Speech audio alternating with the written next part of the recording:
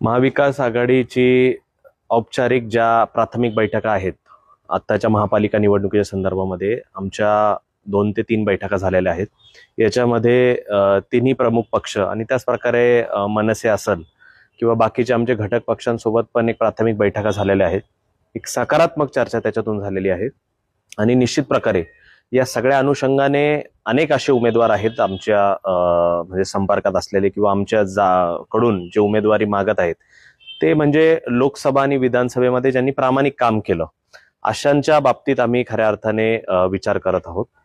आणि खऱ्या अर्थाने जर बघितलं तर निश्चित प्रकारे याच्यामध्ये एक सकारात्मक पॉझिटिव्ह चर्चा झालेली आहे. आमच्यामध्ये एक सौम्य अशी रस्सीखेच आहे काही 2 ते 3 प्रभागांसाठी आणि काही जागांसाठी.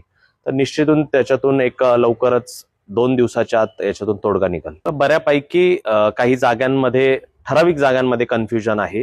त्याच्यामध्ये पक्ष पातळीवर सर्वे देखील चालू आहेत बऱ्याचशा प्रभागांमध्ये आणि त्याच्यातून एक रिझल्ट ओरिएंटेड अशी काही नावं ज्यावेळेस येतील त्यावेळेस निश्चित प्रकारे ह्याच उमेदवारांचा आम्ही विचार केला जाणार आहे महाविकास आघाडीमध्ये.